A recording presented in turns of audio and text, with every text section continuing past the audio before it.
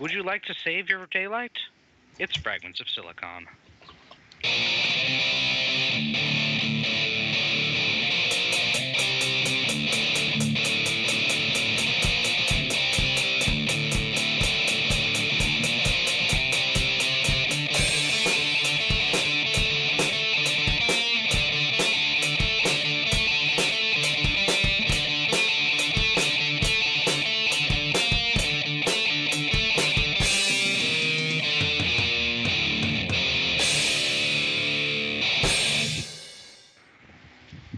Greetings and welcome to another installment of Fragments of Silicon. I'm your host, Adam.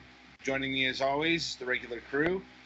Indeed, we lost an hour this week, so everyone's just that much grumpier.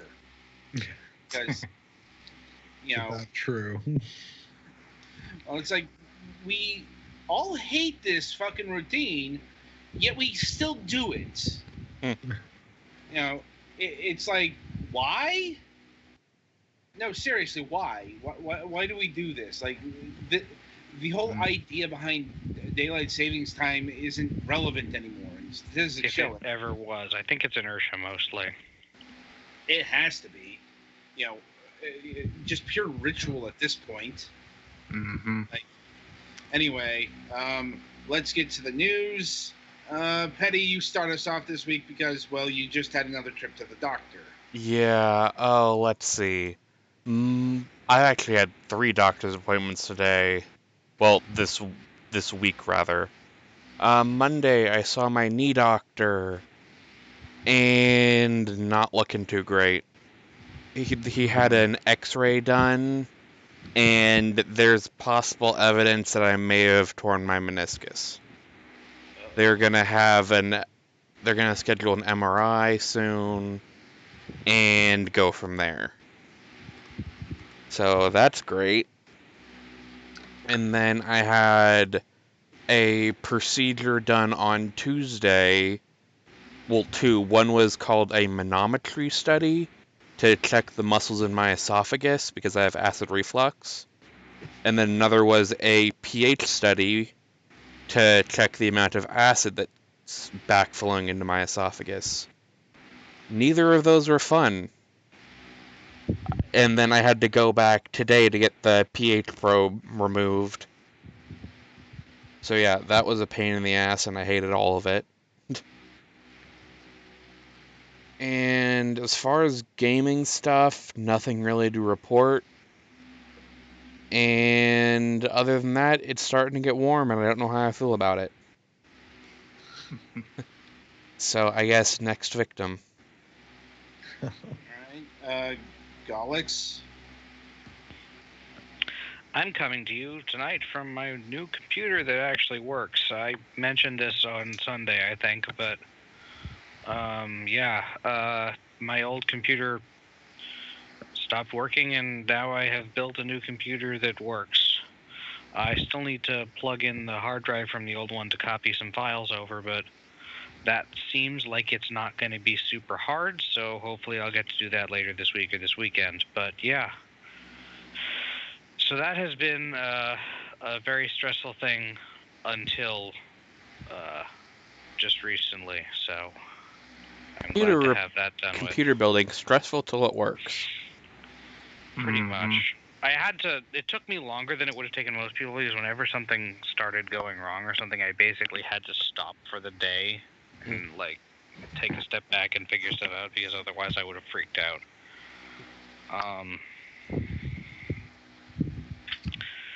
But yeah, that's most of it. So I'm able to use Steam and stuff again, so that's convenient for the show. Yes, it is. And aside from that, I'm looking forward to the Splatfest this weekend, because Knights versus Wizards is a thing that I have opinions on.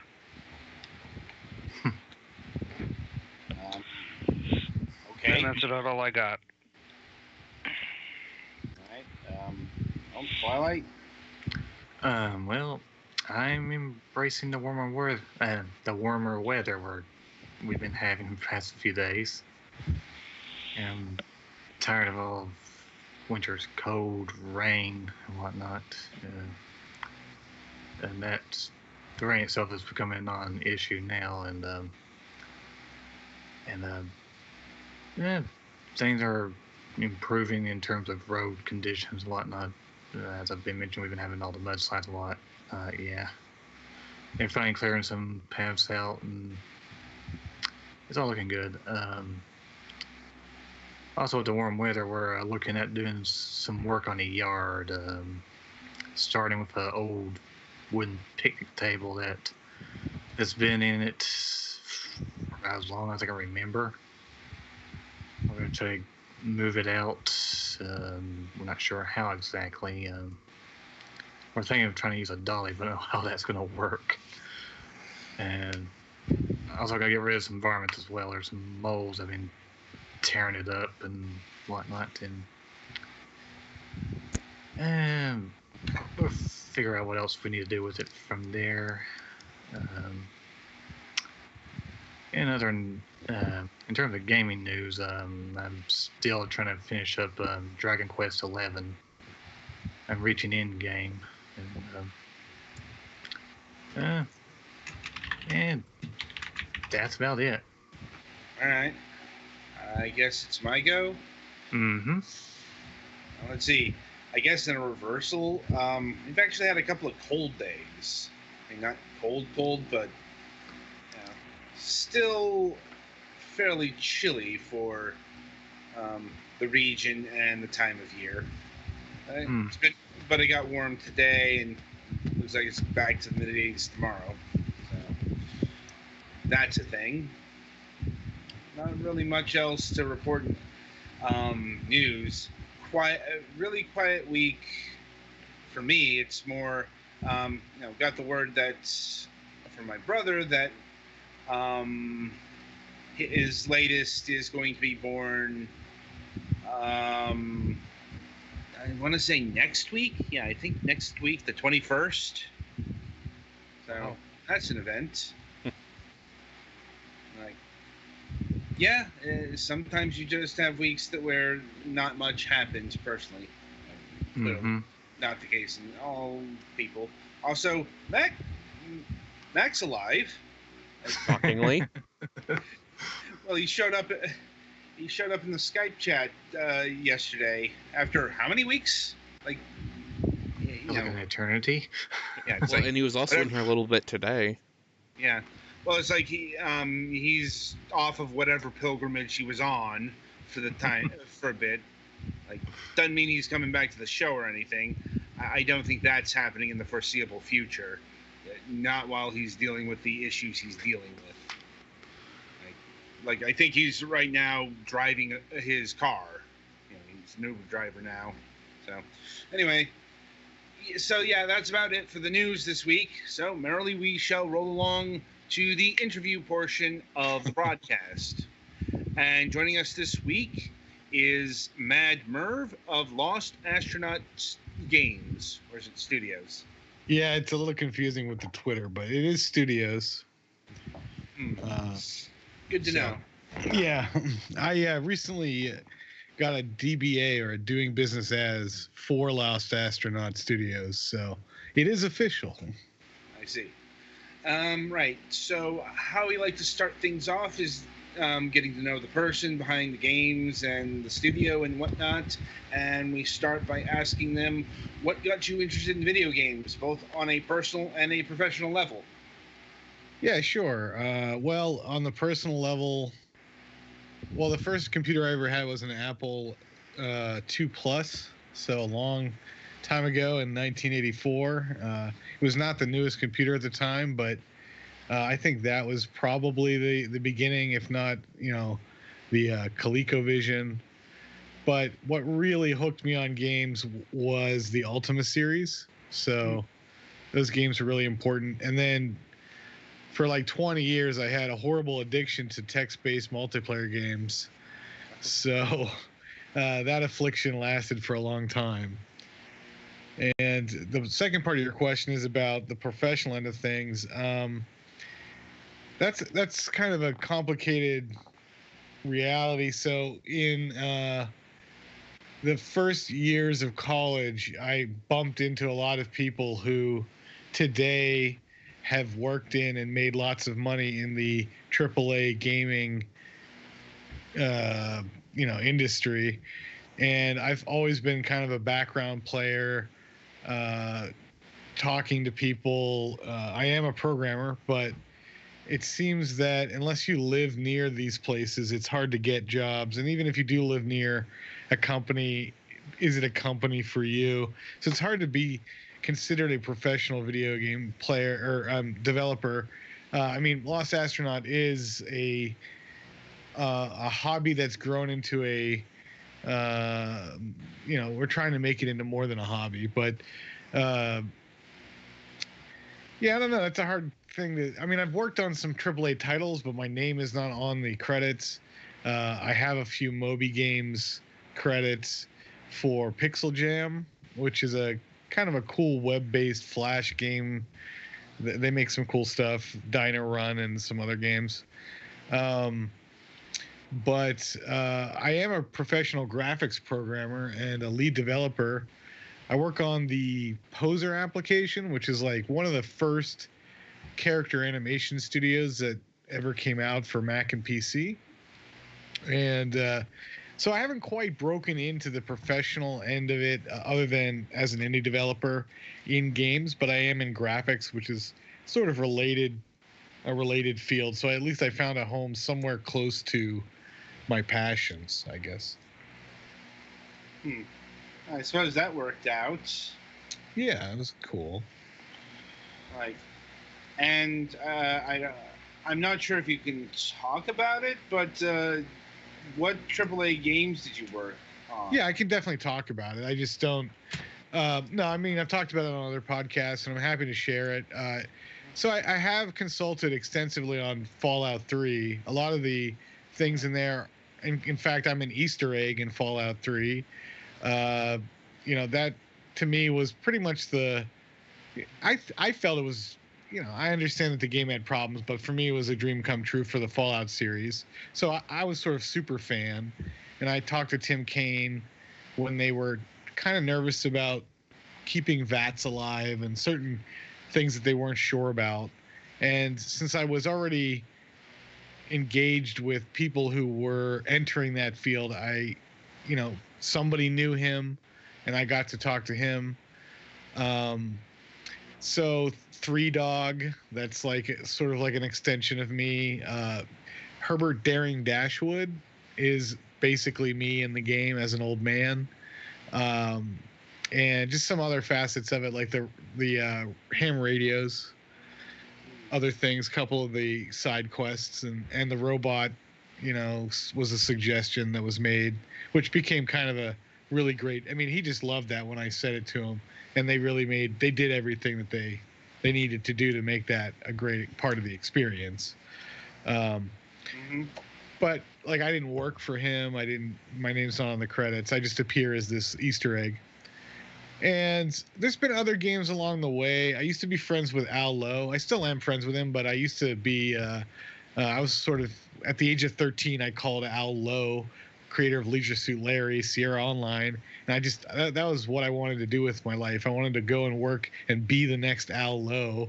Maybe not making, Leisure Suit Larry, but I was really into the whole like Sierra Online point and click adventure, wanting to make it more than it was. And of course, that company at the time was at its peak. It was $1 million company. It was traded publicly. And then by the time I was in high school and getting out of high school, that company was no more. So things were changing pretty rapidly there. And I sort of idolized Richard Garriott for a while. But, aside from knowing them, I haven't had anything to do with any of the games that they've made. And then in college, I helped found a company called Demiurge Studios, and they sort of went on without me, and they went to Boston, and I stayed in Pittsburgh. And that company produced a couple of flops, but they were the consultants on Fallout 3 that kind of got my voice heard, as far as some of the nitty-gritty details that went into some of the side quests. And if you look in the credits at Fallout 3, their names are in there. And also, I grew up with a guy named Chris Chu, TCHOU, And he was pretty much the lead developer for Halo Reach, and I think he was the head graphics programmer on Halo 4 or 3. Sorry, Halo 3 or 2. One of those. Not the first one. He wasn't there yet. So a little bit of a connection to Bungie. He now works for Unity, and of course Bungie was disconnected from Microsoft, and things were just changing. But that's kind of my camp, if you will, in the computer game, the AAA title part of the computer game industry. So yeah, I'm happy to fill that in for people who are interested. No problem. No problem. How would you say, the AAA scene differs from the indie scene, or how are they the same? Well, I think both of them have dedicated game people who love games.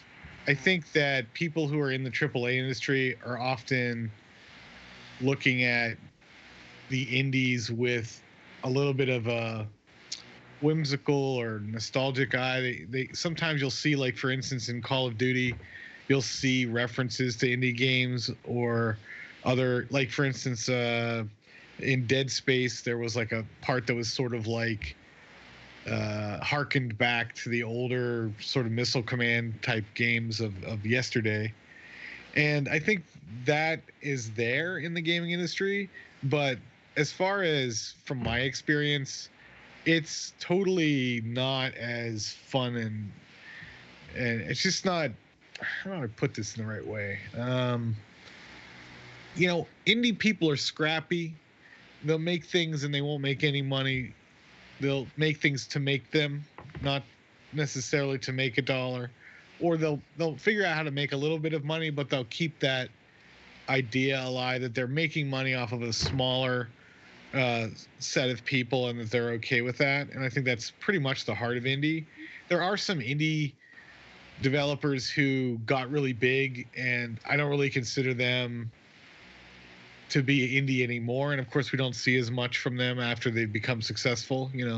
At least not crucial stuff. Like, for instance, Terraria was great, but a lot of the sequels, whatever. Or like the Meat Boy guy. Like, every time, and this is the sad reality in the indie world, is like every time, like when Discord opened their store, no indies could get involved in that except for people like Meat Boy, and some other realities of just what it's like to be an indie. But we both love games. Like, anybody who's in the gaming industry pretty much loves games unless they're the CEO. I think there's a CEO of a New York-based game company, and I was like gonna apply. I think it might be Avalanche, actually. I was like applying to this company because I often apply to video game companies, and I heard back from Obsidian, but it was the end of the year and they had nobody else talking to them, so maybe that's why they called me back. But regardless of that, Avalanche, the guy who like runs Avalanche, like, wow, what a creep. Like, he looks like a mafioso. Like, it's just not very inspiring. Which Avalanche? Yeah, what's that? Which Avalanche? The one in New York. I think it's the one in New York. Let me see here. It may not be Avalanche, but Avalanche is out in like Colorado, and here. I'll put a link in the Skype, but there is if you type Avalanche Studios Careers New York, there is a New York office, and the guy who runs that office, he's the CEO of the company. I mean, he's like cross-eyed. Oh, yeah, I'm thinking of the other Avalanche. Like, yeah. Moral of the story: there are too many companies called Avalanche. Yeah, maybe. Yeah. Well, it's like there's the Avalanche that made the Just Cause games and Mad Max, and then there's the Avalanche that made Cars 3. And yeah, we're talking Just Cause. Yeah.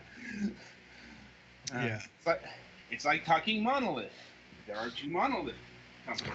Oh yeah, I forgot about that. So in 2002, Monolith, a bunch of people in my class at Carnegie Mellon were being hired at Monolith, and they needed a game idea. Mm-hmm. And So Fear came out of that. And basically that pitch was like super simple. It was like, you guys got to make this game. It's called First Encounter Assault Recon. It spells fear. And it's basically, go look back into the 90s.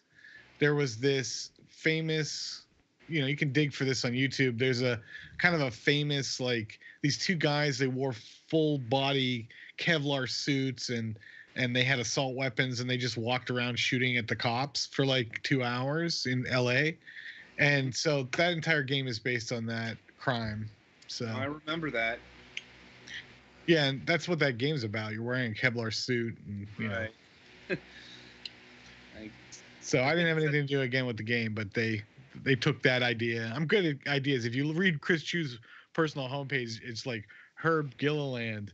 He has great ideas for games and stuff, and that's sort of become self-fulfilling because I'm always giving them ideas, but I'm never working for them. So that's the industry for you. Like, funny how that works out. Like, though, speaking of ideas, you've got your own games. Sure. And, well, a few projects according to your websites. Like, what was your first Lost Astronauts game? So it's only on the website can you see it, and it's called Empire in the Sky. Mm-hmm. And it was basically No Man's Sky, but 2.5D top down. So things were rendered in 3D, but and it was all procedural. Everything was generated. And this was back in like 2006. I started this project, but just like No Man's Sky kind of sucks in the end game, or just in the grinding. So did Lost Astronauts Empire in the Sky. At one point I realized, like, there's absolutely no way I could finish it. And it looked nice, and I had done a lot. And I think I will someday figure out a way to package that stuff up into a game. But I just had to back out of that one. It got the most views of all of my games, but the industry's changed a lot since then. Right. Well, how long ago was this? So, like, I started the project in the summer of 2006, but it was like, I'll just write a game in 6 months. And then about a year and a half later, I was getting really serious, learning deep Win API, all the stuff that is in the engine now. In fact, the stars in Apolloon are based on the stars in Empire in the Sky. And the idea was to make like a lava lamp experience. Mm-hmm. And I think at some level, No Man's Sky is like the realization of what that would be like, minus a lot of the details that I had planned. Not that I had anything to do with that game, but I was playing it recently, and I thought, yeah, this is what I was heading towards, but it isn't what I I don't know how to put it. Like, I wanted to make like a procedural version of Starflight, but use like a little bit of 3D to keep it relevant. And it got pretty far. There's a couple of videos you can see in different places on YouTube and stuff if you dig deep enough. But that was the first major project for Lost Astronaut. So prior to that, I was working on Sauerbraten, or the Cube 2 engine, with those people in the open source community. But that's a different story entirely. So. And I suppose moving forward, what was your first game that ended up on storefronts? Well, I had Empire in the Sky on, and it's a hidden item in the Lost Astronaut franchise on Steam, but there's nothing there, and you can't see it. But the first game that I started to try to sell was Fringes. So what happened was I still wanted to make a space game that was like Starflight, but I thought that the procedural aspect was not gonna peter out very well, because I don't know if I entirely believe that now, but it just required so much work, and I was a little bit out of my element. Like, I was doing like 20,000 stars, each one with 13 planets. It's just a little bit crazy. And it took 20 minutes to load Empire in the Sky after it generated the universe every time, and just stuff was I wasn't very seasoned like I am now as far as how to develop things that are a little bit more efficient. So Fringes of the Empire was my attempt to kind of get away from the engine development and speed things up by buying Game Maker and making a game in Game Maker. But Game Maker was more crippled than I thought it was going to be. But basically, that was the first game that I tried to sell. And from the Space Game Junkie podcast number 134, you can hear the struggle then, all about like why Game Maker didn't work out and what my plans were after that, which I did carry out a lot of. We can get into that if you'd like, but essentially, Fringes was my attempt to like finish a game, and so far it has not been finished, but it is still out there, and I'm still working on it. As riveting as that story, I'm sure, is, we do kind of want to move to the present, you know, Sure. with Apolune here. Yeah, Apolune. So a term that means, it's like apogee, but it means the farthest satellite from its orbit. And it was used around the time that they were going to the moon. Mm-hmm.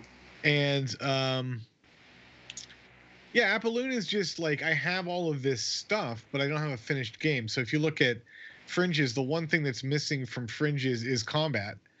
And I was just getting so frustrated with Fringes because there's so many editors. Like, you can make whatever you want in Fringes. It has a lot of editors, and I was hoping that a modding community would be interested in it. But the number of sales was so low that I realized that I needed to kind of probe more. What was I getting into? Like, spending years developing games without a following is very difficult to justify continuing to spend, hundreds and hundreds of hours, on something that's never going to make $1 and no one cares about, because that's, other than you. I mean, that's kind of unfortunately what Apolune has been so far, is that not that many people care about it, but also it is the distillation of a lot of the effects that I've just accumulated while struggling to get other games published. And Apolune is I love roguelikes, and I've often been describing the games that I'm trying to create as roguelikes. And this is actually a true roguelike because there's no save game. I think what happened in those other games is that I kind of went the role of Fallout, where the road rather of Fallout, where you're trying to make a game that is nice to the player and doesn't kill them very often and allows them to save all the time. Whereas this game is, you're not being that nice to the player, and when they die, they're dead. And it evolves. It does have that procedural aspect. Every single ship is usually, you might see another ship that looks like another ship, but generally they're all unique. All of the stars are unique. So there is a procedural aspect to it. But it's also a bullet hell shooter, so it's only combat. And if you look at when you buy Fringes, you get the Game Maker version, and unfortunately it doesn't work very well.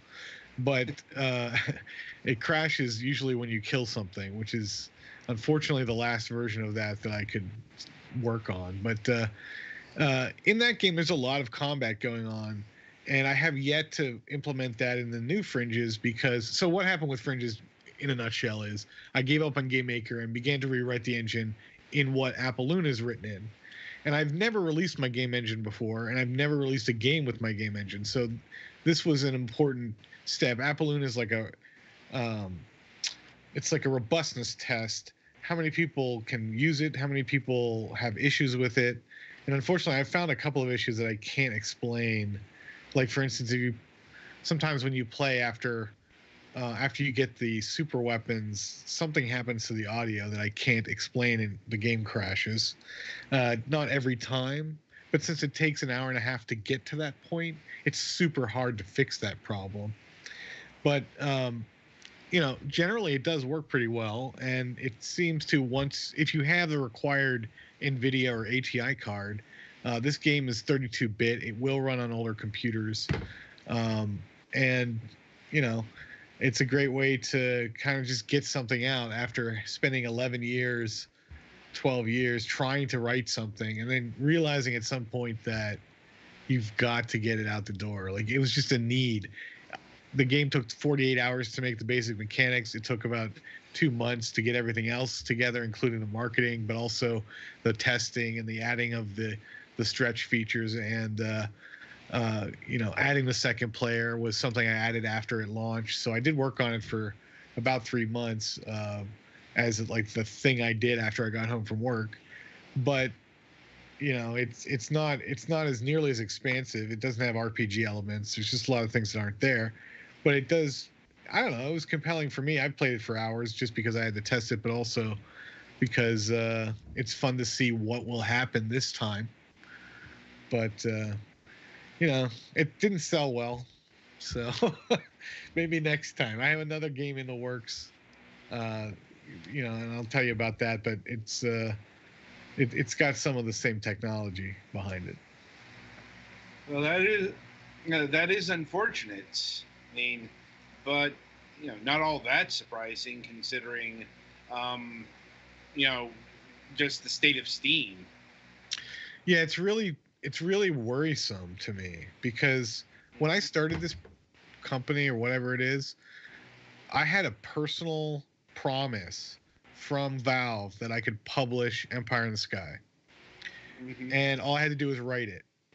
And then Greenlight came along while I was writing that game. So I switched to Fringes because now I didn't have anything special. It wasn't anything special. Anybody could do it. So that cut into sales, I'm sure. And Fringes did okay, but it did okay for the first month, and then nobody heard about it. Nobody cared. It didn't catch on. People didn't seem to give rat's ass. No offense. And so it's like, man, I got to do something. I got to see what it's like to actually release a game because everything's stuck in Greenlight, except for even Dishwasher, another game I wrote, which was like Dishwasher was like I got to get a game out, and then this was like I got to get a good game out.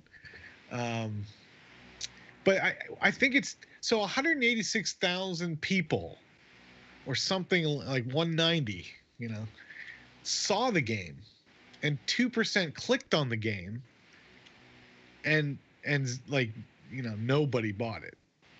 And it was sort of eye-opening.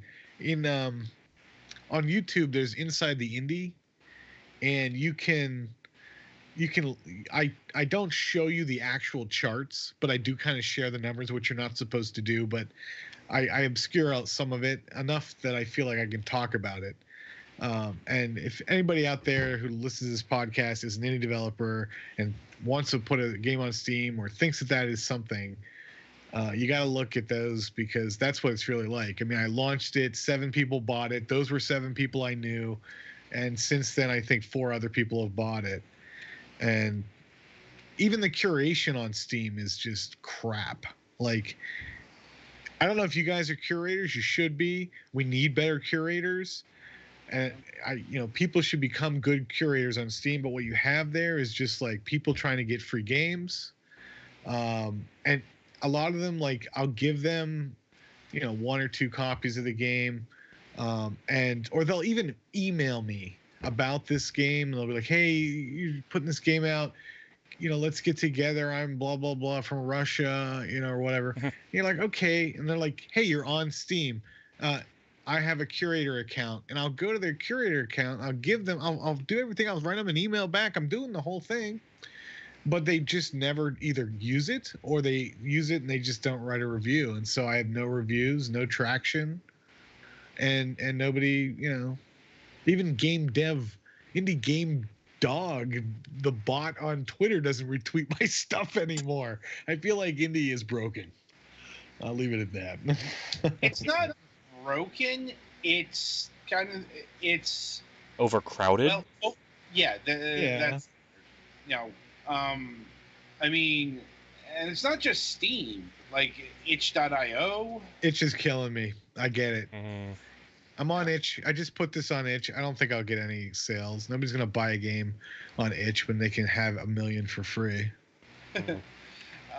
Very possibly. I mean, mobile is huge. Like console, even stuff like the Switch is getting ever more games per week. I mean, I understand why some devs are taking, it's like more storefronts are showing up, and they're looking for content. Um, like the Epic Game Store. But here's the thing: like the Epic Game Store, they're not looking for you. They're Right. looking for the established. They're looking. Meat Boy. Yeah. It's like the things that they're securing. They're the next project from the Hyperlight Drifter people, which just got announced today. For example. Oh, and you know what? What a kludgy game. But anyway, all right. That's neither here nor there. Yeah, right. Yeah. It's like, the Discord store seems to be a bit more open with its selections. I'd say the best bet for a developer like Wait, you. how is that? It's one game company. Yeah, I'm like, I couldn't say. Yeah, I know. So with Epic, I've already applied there. They don't say no, but they're like, we'll let you know. Well, Sometime around the death of the universe, we'll let you know. Yeah. Well, yeah. They haven't said no, but here's the thing about curation, like the way that Epic is doing it. It's all fun and games until you're on the other side of the gates. Like if they don't want you, they don't want you. Like this is kind of what led Steam to do some of the things that they did back in the day. No, I get that. I think I had some momentum earlier in my career.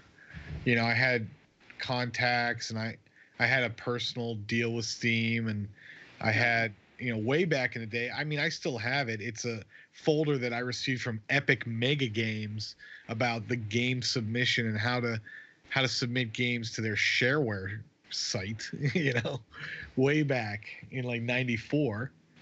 But yeah, I mean, I get that it's overcrowded, and frankly, I mean, this game, maybe if it was $5, I don't know. It's $7, and I give 20% off, so I don't know.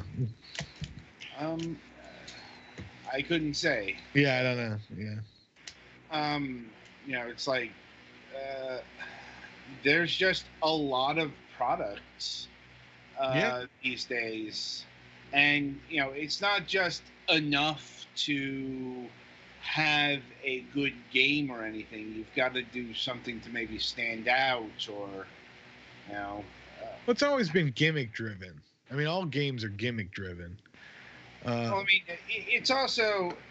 Well, let me ask you a question real quick, since we're on this topic. Uh-huh. Is the stream live still? This is somebody playing it right now, right? Yes, that's me playing it right now. Yeah. So next time you die, or even if you you're getting close to 100. I don't want to ruin it for you. Yeah, it's like if I was back at 40, maybe. Well, under 30, if you hit the Y or U key, you would see the gimmick of this game, which is that there's an astronaut that hangs off your ship, and that's player 2. But yeah, so I think when you die, it will eventually happen. Don't try to die, but if you could do that, that would be I'll try and get to it before the end of the segment. Awesome, man. But yeah, it's just a tough market out there. And there's no going back to, say, 2010. Like, yeah, for those of you new, our show's been around long enough that back when you got on Steam, it was a badge of honor. Yeah. Well, it's like we've been doing this in various capacities since like 2009. This show ain't that old. Right. Fair enough.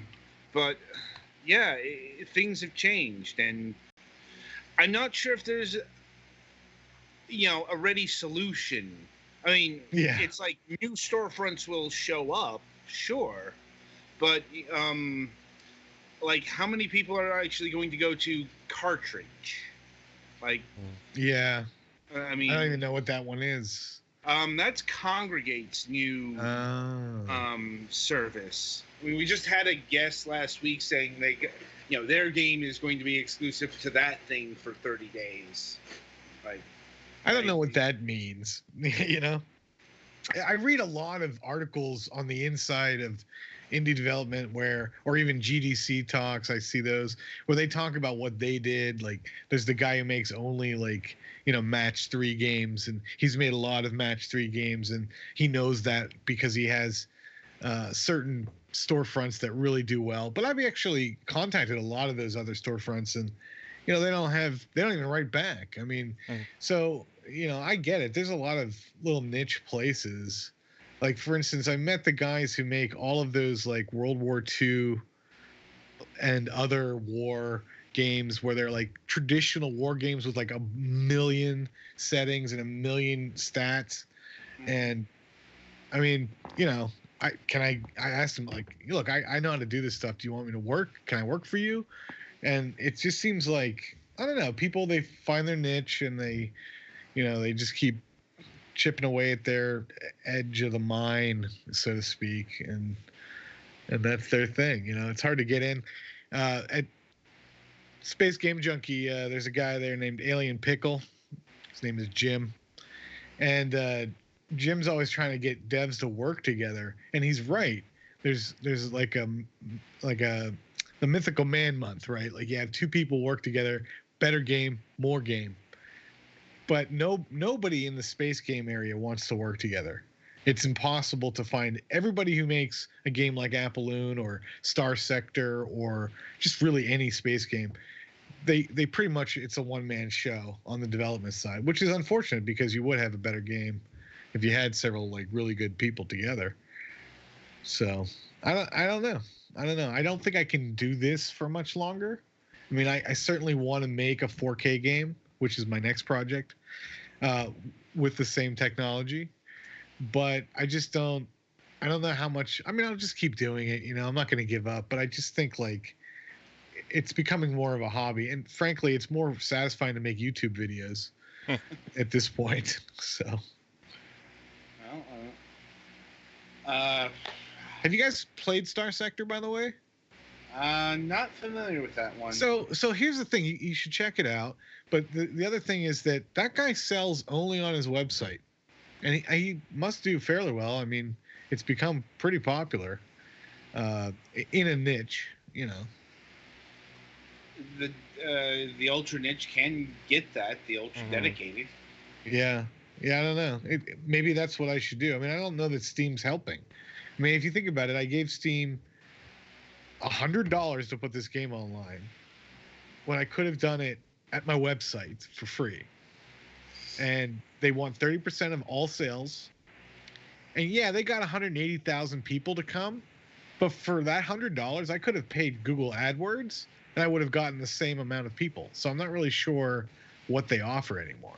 Well, I mean, that's I suppose, that's the majesty of the PC. Yeah. And what they offer is, well, it depends on what you're looking for. Like, there's a lot of stuff on Steam that can, like, for example, if you're doing a multiplayer game, you can use Steam. Their friends list, and there's all sorts of features that Steam has that you can use that would cost money elsewhere.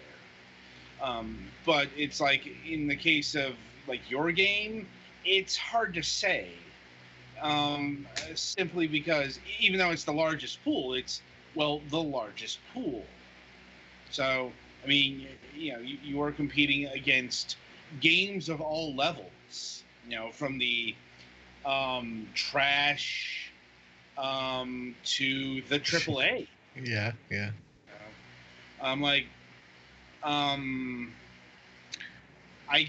It's a hard question to answer because I think it differs given the circumstances.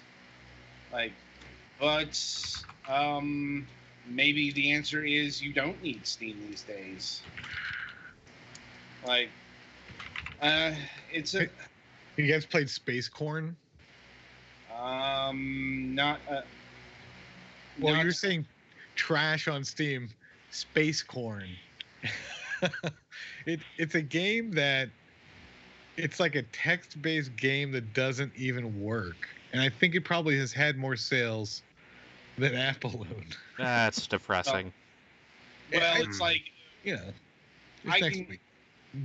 It's like if that happens, there's some reasons why that would happen.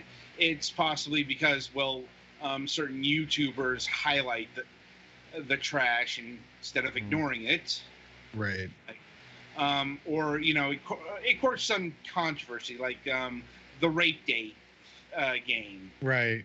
That well, until it got pulled, that was courting controversy. Like, obviously it shouldn't have been there, but it's like how much of that was earnest and how much of that was just, hey, let's offend people, because that's an age-old tactic. Courting Especially when controversy. I was saying, especially because the dev was saying it shouldn't have been on Steam in the first place. Yeah. So, there are reasons why trash games will sell, but by and large, they get ignored too. Like, Well, at least hopefully. well, it's Is like, it- Are you on? When you hold down the key, do you auto fire at this point while you're playing the game? Not on controller. Not yet. It should eventually auto fire for you. Hmm. Well, and I'm also used to my asteroid reflexes are kicking in, so it just multi-tap, multi-tap. What's your opinions on this thing? It's interesting. I'll give it Thanks. that. Ah! And I I think do like some of the weird It ships. looks nice. Thanks. Like, Yeah, I like I can fly around as a piano. Yeah. No one expects the piano. Oh wait, you are a piano. I am the piano. I am there's a piano guitar as well. flying through space. Have you ever watched Hardware Wars? I vaguely remember.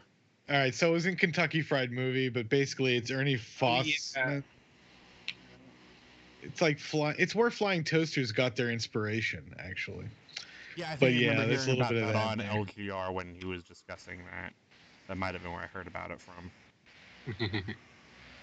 it's been a Oh, long time. they're launching ships at you now. Okay. Well, don't die. Isn't that the point of any game? Yeah. There is a way to leave behind mines. Now that I think of it, maybe that's only on the itch version. I think it might be in the itch version, or it's not bound to controller. Yeah, let me double check. Actually, I can do a little research for you. Live research.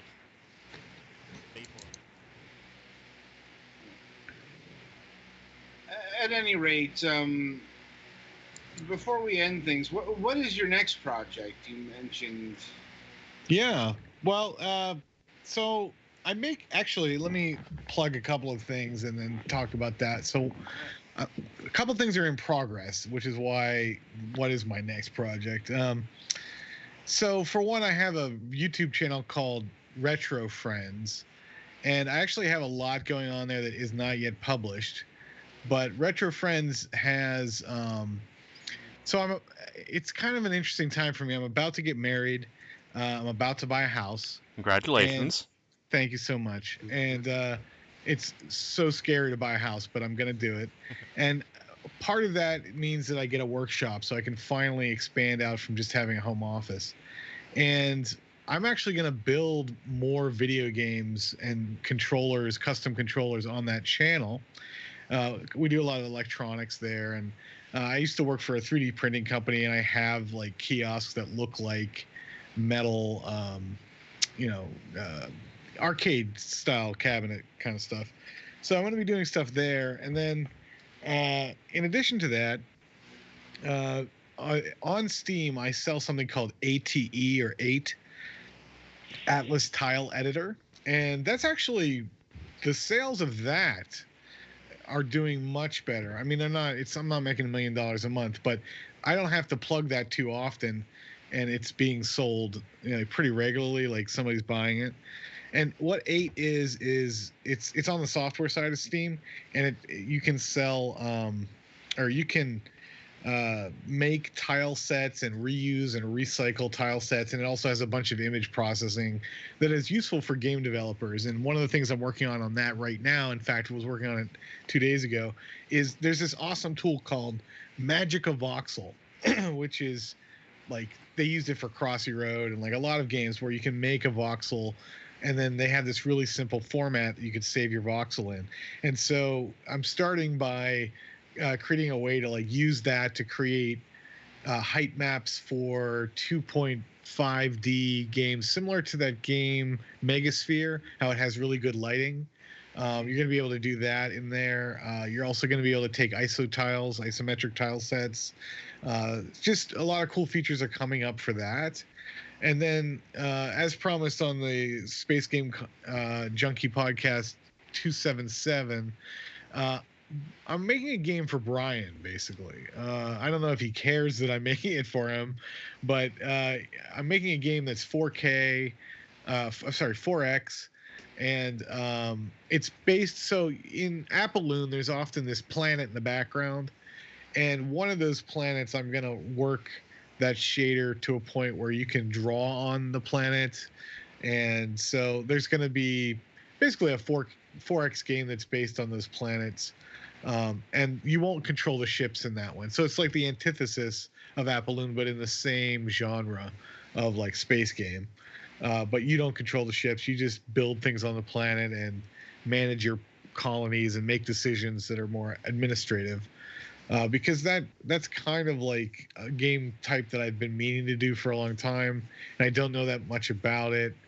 And I also have a series on the Retro Friends channel called Pixietron, which is me showing people while I develop a turn-based strategy game that's based on the web and this new engine that I'm developing in Electron, which is a cross-platform Node.js based engine that'll work on a lot of different platforms.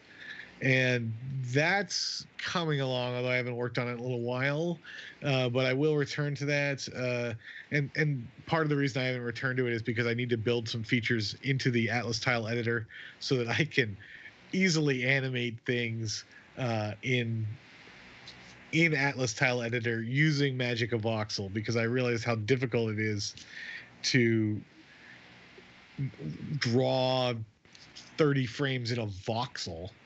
That's like, people do it, but that's a lot of work just to get somebody walking or all of that. So those are the major things that I'm doing. Retro Friends 8 and ATE, and yet actually it is named. So on the podcast that I announced it on, it's called Astro Realms, and I've bought that. The Pixietron game is actually the name of the game that's being built. Pixietron is the engine that's open source, and my engine for Apolloon and Fringes, these are not open source. But the game engine it's called Pixietron, but the game is called Fireball, which I thought was a pretty cool game name. And it's basically about a post-apocalyptic turn-based squad warfare, kind of like playing chess with these post-apocalyptic. Aha! There it is. The second player. I see that. That's good. It took forever to get that, whatever that is, the tube or the hose. That took forever to get going. Oh, I'd imagine on this. So if you have a second person playing with you, they can control that. Does it do anything in single player mode? Well, so in the first 30 kills, if somebody else hits the Y or U key, you add that, and they can aim. They can't move. They can move around, but they're tethered to your ship in kind of a wonky way. But yeah, you guys can work together, and there's a separate leaderboard, although none of the leaderboards work because although Steam has lots of features, man, are they broken. So I have to figure out how the hell and they're poorly documented. So eventually I'll get leaderboards working, but it's fun. I played with my one friend until I would move the ship and he would control the little guy. So. Right. So is that everything? Yeah, I think we have actually covered everything. Thanks so much. No problem. No problem. Cool beans. Yeah. Right. So the game is Apolloon or Apolloon. Yes. Depending on how you want to pronounce it. It's available on Steam and itch.io. Is it Windows only, or is it available on Mac and Linux? It is Windows only, and it requires NVIDIA or ATI. It has to have a GPU, but it doesn't need a new GPU. It just needs enough GPU. So like a 550 might work. GeForce. Anyway, it's currently $7. Be sure to pick it up today. And we'll be giving out some codes after the broadcast tonight. So be sure to stay tuned for that. But in the meantime, Petty Fan, play us to the next segment. Thanks for having me, guys. I do appreciate it.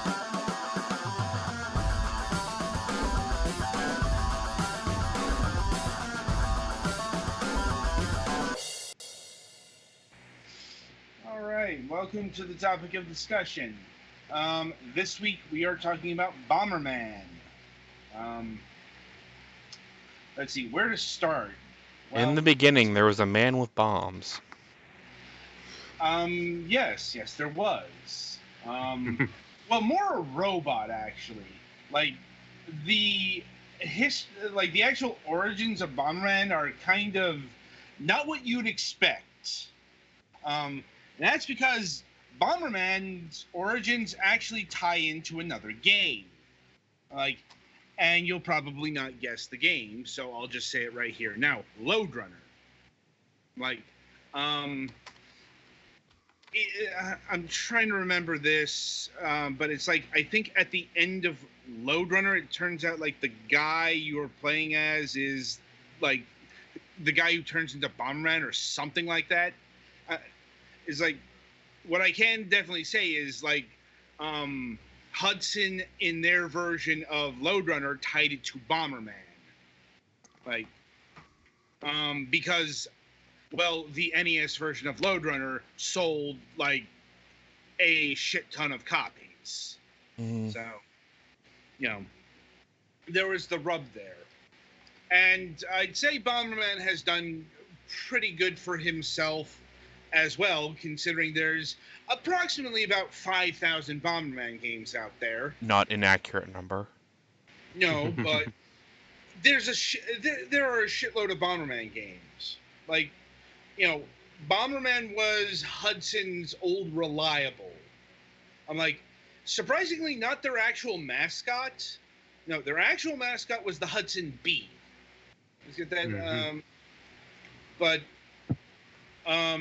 Bomberman was their Mario, their Sonic, their Mega Man, their whatever mascot character you want to insert.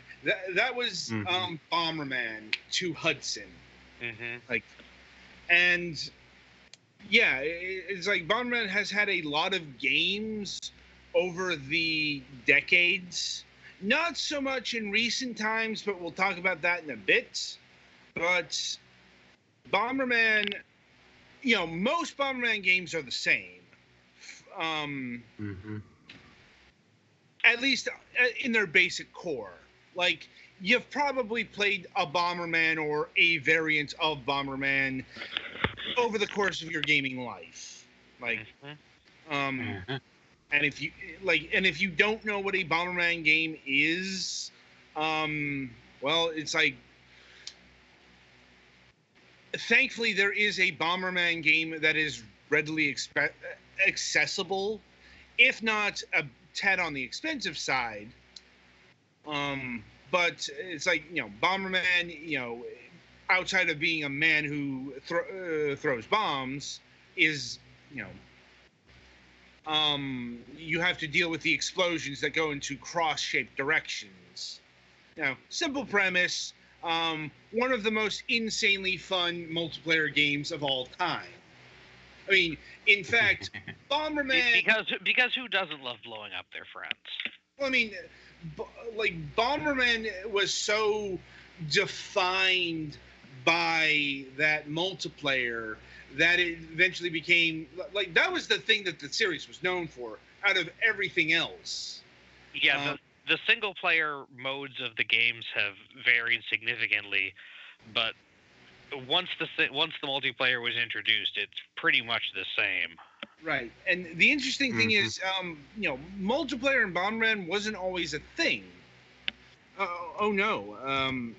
Like Bomberman on the NES, like the original Bomberman, has no multiplayer.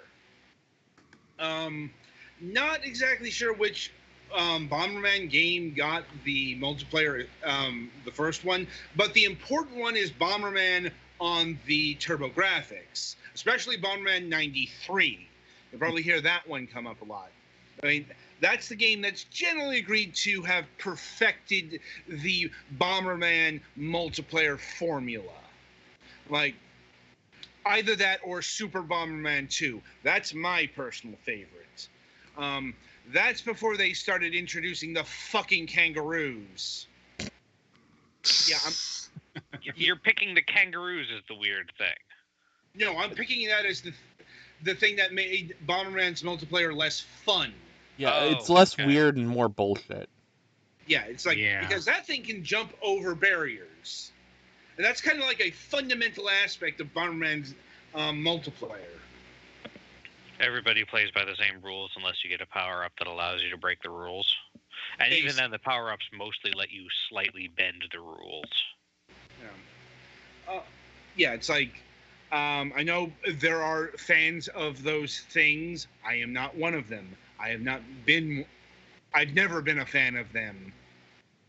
But, and there have been iterations of Bomberman that are just the multiplayer. Like, like Bomberman Land on the Wii, I think? Or Bomberman Blast? Like, like I said, it was Blast. I don't remember. Yeah, like I said, there have been a shit ton of Bomberman games. So, keeping track of all of them is kind of hard. Especially since, once again, the fundamentals, for the most part, do not change from game to game. There have been times where that is not the case. They did a lot of experimentation on the Game Boy, for example. There was the time that Bomberman became an adventure series. Mm-hmm. I'm trying to think, was Bomberman Max? There were a few RPG, adventure RPGs in the Game Boy Advance era, mostly. Yeah, and probably the one that the departure that most people might know of is Bomberman Hero. That's also the time period in which they decided to add Bomberman Pokemon. Right. Well, it's like so many series were doing the two games for one thing. No, not that. They had literal collectible monsters. Right, I know. It's just the Cara Bombs. Which were Bomberman also appeared in a lot of spin-offs. I mean, there was the requisite Tetris ripoff in the 90s, Panic Bomber, for example. But Bomberman, like any good mascot, got a kart racer. Really? I think yes, a couple of them, if I'm recalling correctly.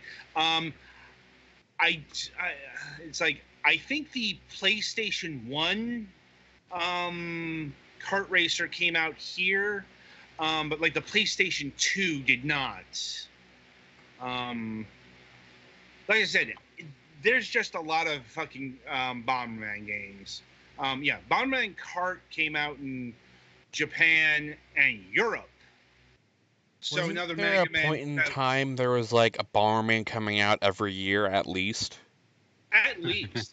You just look at the Wikipedia list and you just see all of the Bomberman games that got released.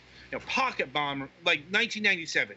Here's what came out in terms of Bomberman. Super Bomberman 5, Neo Bomberman, Atomic Bomberman. Now, Atomic Bomberman is actually really notable as being the only American-developed Bomberman. And it's got that 90s rude and crude sensibility to it. And it was for the PC.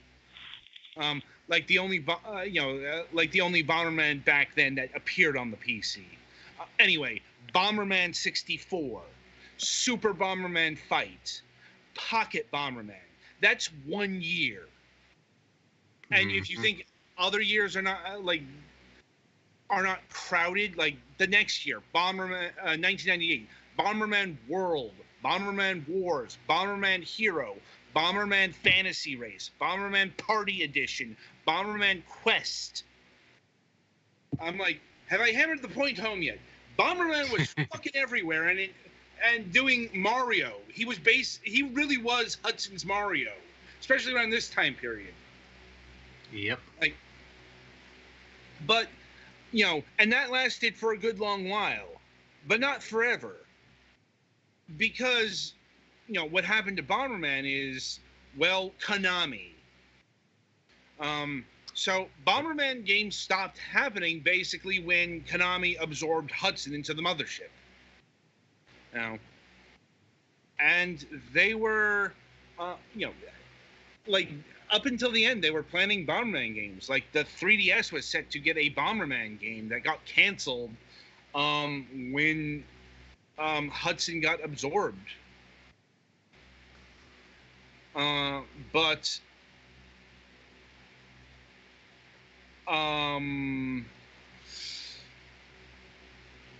Bomberman took a long rest after that, but through the that was still before Bomberman, the one that everybody agrees to never talk about, right?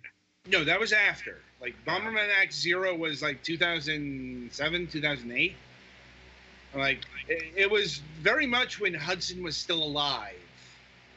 Like the Bomber, like there was like a free-to-play mobile version of Bomberman that came out during the Konami era, because that's the thing that Hudson was sucked up for, all of the mobile expertise. But Bomberman did foster a return with the launch of the Nintendo Switch, mainly due to the efforts of Nintendo. Like they wanted Bomberman to be there for the Switch launch, and so Konami did the first Bomberman game in, according to Wikipedia, about 6 years. Like, as far as how Super Bomberman R went, I remember there was a lot of complaints about it during the launch period, like a lack of content, if I'm recalling correctly. I know that has been more than rectified because Konami did about a year of free updates. Added a whole bunch of new stages and a whole bunch of characters, like past Bomberman characters, and even Konami characters. Like there's Dracula and Vic Viper and Goemon. And even further, when the game went multi-platform, each version of the Super Bomberman R got exclusive content. Like the Steam version has Portal Bomberman, and I think I'm trying to remember what Sony and Microsoft got, but anyway, point of order is, even if it's not the best version of Bomberman, it's the only version of Bomberman that's really readily available on modern hardware. Mm-hmm. Excluding maybe even the Nintendo Switch, the TurboGrafx stuff hasn't shown up. The TurboGrafx Bomberman and stuff. Bomberman was much more accessible when Hudson was a thing and was providing the Virtual Console with their titles. I mean, but as far as what happened to Bomberman, on the one hand, I have no problems with Bomberman being scaled back from the absolute madness that was peak release. Yeah. It's like nobody needs 5 Bomberman games in a year.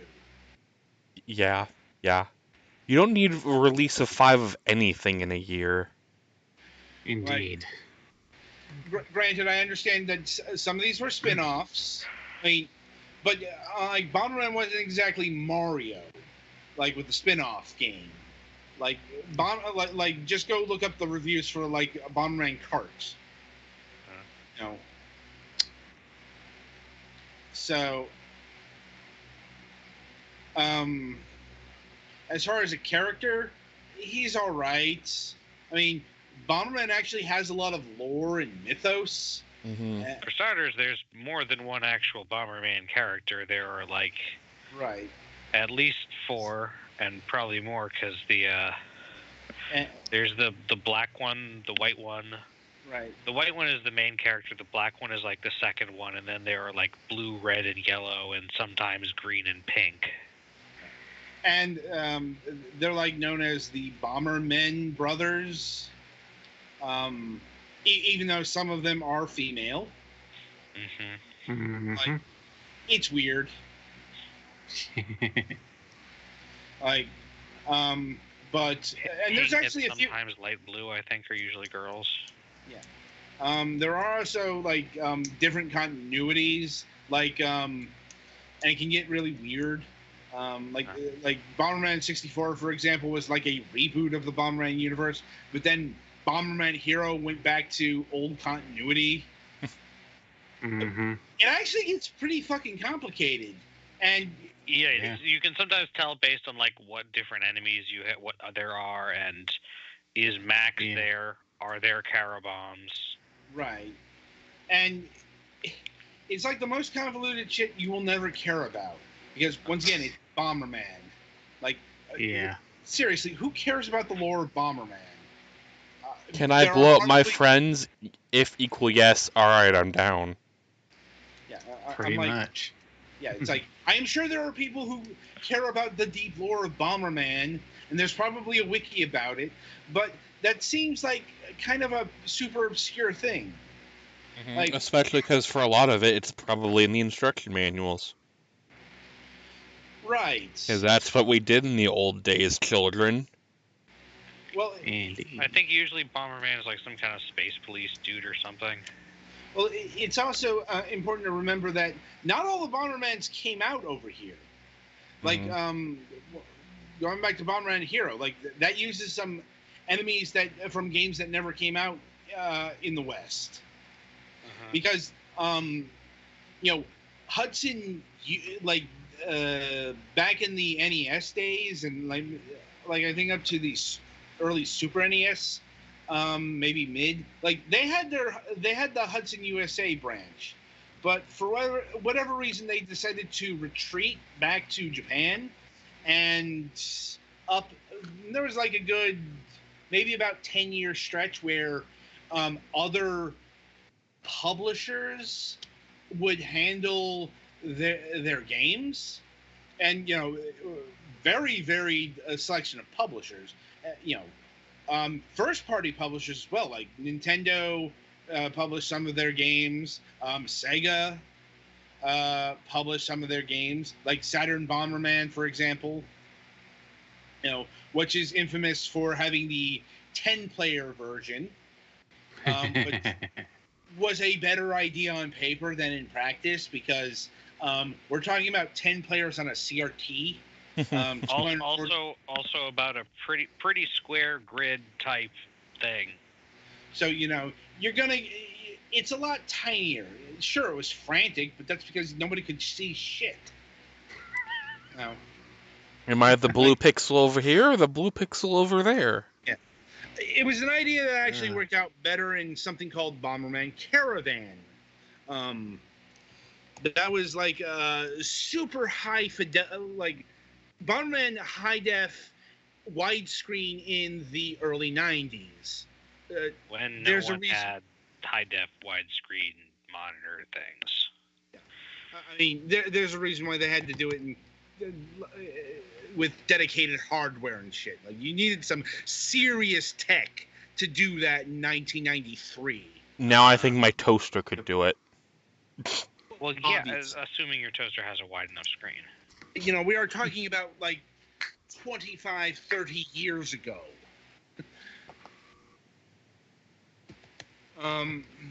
But yeah, as far as my overall thoughts on Bomberman, he's an all right character. His game series have been all right. In terms of like single player, there, it's like maybe the game series is overly defined by the multiplayer, but there is a very good reason why the multiplayer defined Bomberman so much. It's the most consistent part, and also the most fun. Yeah, I mean, otherwise it can be kind of actiony, kind of puzzly, but there's only so much you can do with computer programs as your other inputs. Yeah. Right. And, it is nice that he made a modern comeback.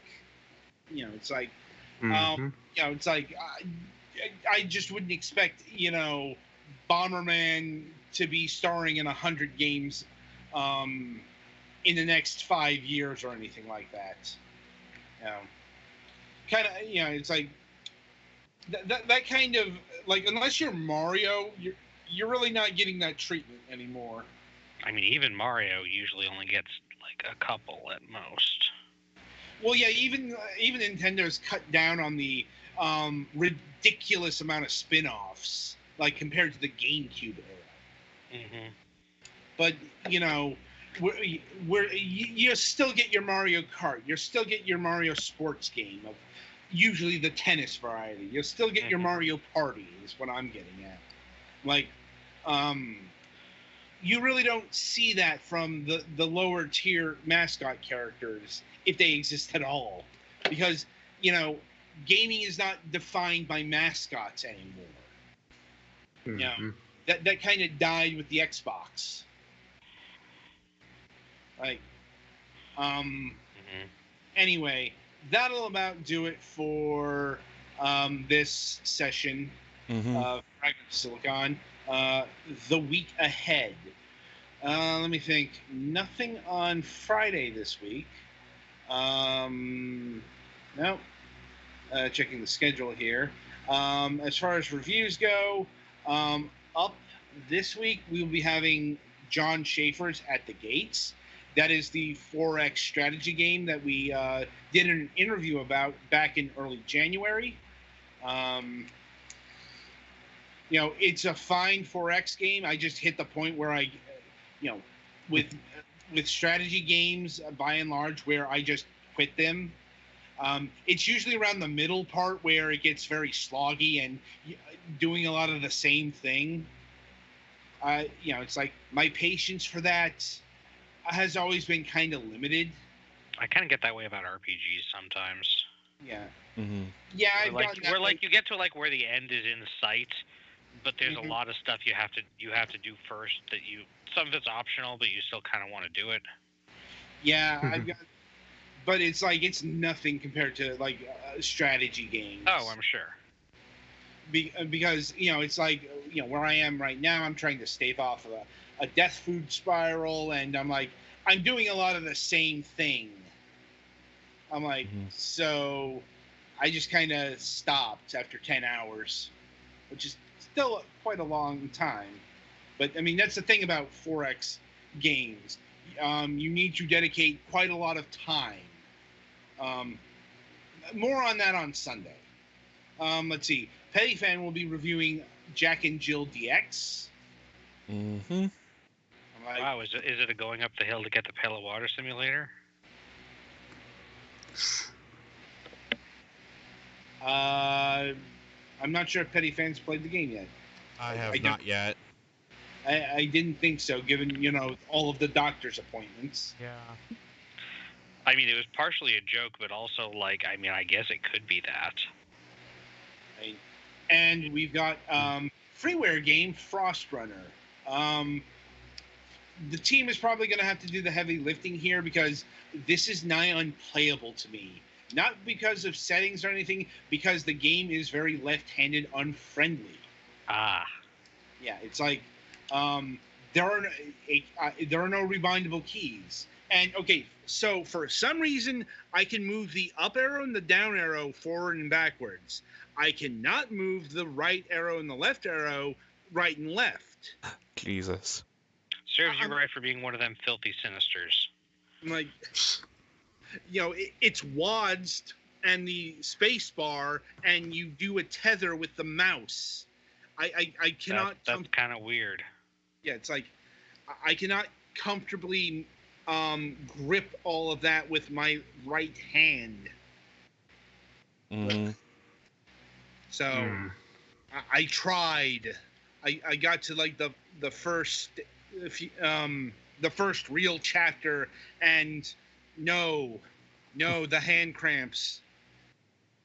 I am not suffering from that when I've got other people. Also worth noting that apparently we'll be getting 100 codes of Apollune in the next few days. Yeah, tell your friends. That is a large number. So if you want one, ring us up. Tell your friends, get to the Discord. Links either at the bottom of the page if you came into this recorded, or it should be a new link should also be in the chat. Come join us. We also hang out in there too. So, come in, have a good time. I'm fixing to spruce up the Discord actually a little bit and add some more channels. Yeah. So also let me know what you guys would want to see in there. Yeah. I think we'll also do another test broadcast of the Discord in the off season. Yeah. See if that works. Yeah, for potential things we want to try and whatnot. It's been a long time since we last tried that. Yeah, and it's updated a few times. It might work with your setup now. Yeah. So, I mean, and the off season is approaching. We only have 2 more weeks before we hit our break. Ordinarily, this would be our season finale, 26 episodes. But, 24 last season, 28 this season. It all balances out. Well, last season was cut a little short, partially due to inclement weather, let's say. Well, that, and, like I said, I just kind of wanted to let Ogre go because, he clearly wanted to go. Yeah. So,